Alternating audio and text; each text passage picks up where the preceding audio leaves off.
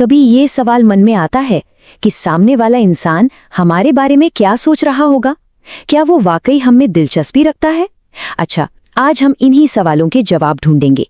मानव व्यवहार के विशेषज्ञों की मदद से आकर्षण के उन छिपे हुए संकेतों को समझने की कोशिश करेंगे। तो आज हम क्या क्या देखने वाले? सबसे पहले कहानी से शुरुआत करेंगे जो शायद कई लोगों के साथ हुई हो।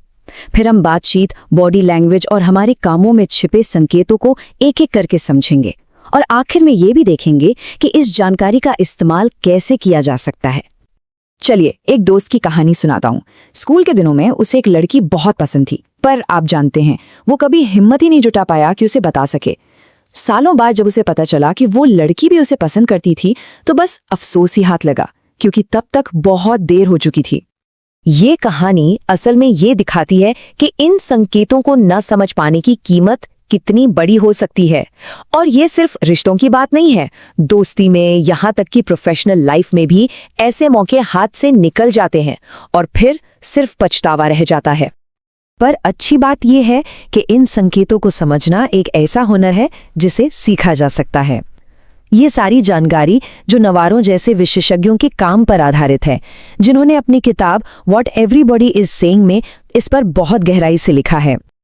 और पता है इसमें सबसे दिलचस्प बात क्या है? ये ज्ञान एक दो-धारी तलवार जैसा है।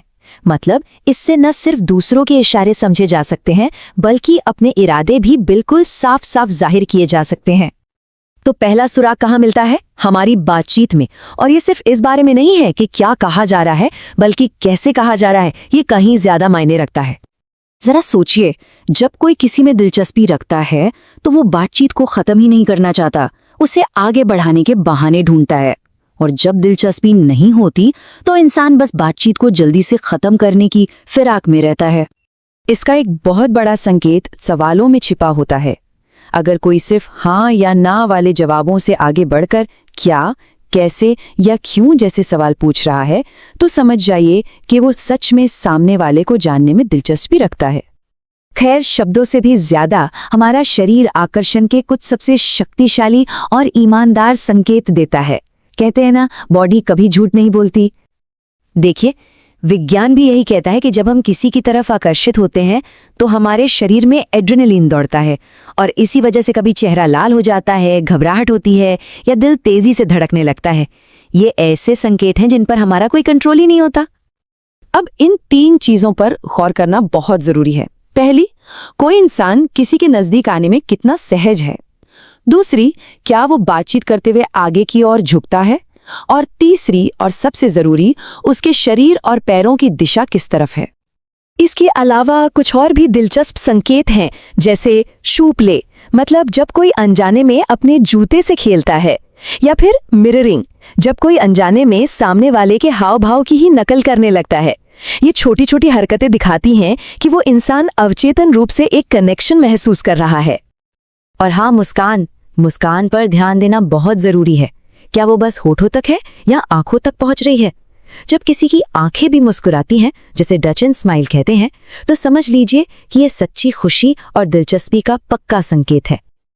आखिर में, शब्दों और बॉडी लैंग्वेज से भी बढ़कर किसी के काम उसकी असल दिलचस्पी को दिखाते हैं। और इसमें सबसे बड़ा संकेत ये है कि वो कौन सी बातें याद रखते हैं। देखिए, हमारा दिमाग उन्हीं चीजों को याद रखने के लिए मेहनत करता है जो हमारे लिए सच में मायने रखती हैं। ये एक बहुत ही साधारण सा सच है। इसलिए जब कोई किसी की कही हुई छोटी छोटी बातें याद रखता है, जैसे किसी की पसंदीदा फिल्म क्या है या उसने पिछले हफ्ते क्या बताया था, तो इसका सीधा मतलब है कि वो सिर्फ सुन नहीं रहा था, बल्कि उन बातों को अहमियत दे रहा था। तो चलिए अब इन सारी बातों को एक साथ जोड़कर देखते हैं। ये जो संकेत हैं, ये सिर्फ दूसरों की भावनाओं को डिकोड करने के लिए नहीं हैं। एक बात हमेशा याद रखनी चाहिए कि किसी एक अकेले संकेत का मतलब कुछ भी हो सकता है। असली तस्वीर तब साफ होती है जब एक साथ कई संकेत दिखते हैं, बिल्कुल वैसे ही जैसे पहेली के अलग अलग टुकड़े जुड़कर एक पूरी तस्वीर बनाते हैं। तो इन संकेतों को समझना सिर्फ दूसरों को पढ़ने के बारे में नहीं है, ये खुद को बेहतर ढंग से व्यक्त करने के बारे में भी है।